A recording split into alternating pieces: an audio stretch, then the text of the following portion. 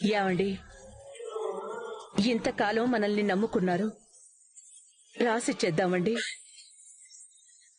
అత్తమ్మా, నీకు రవికి కలిపే ఆస్తి రాస్తాను. నువ్వేం కంగారు పడకు.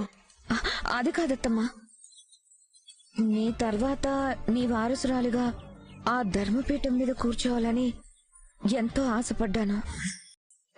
అవునదినా, దానికి చిన్నప్పటి నుంచి నీలాగా ఆ సింహాసనం మీద కూర్చోవాలని ఆశ, ఇలాగే మాట్లాడడం, నీలాగే నడుచుకోవటం అలవాటు చేసుకుంది వదినా.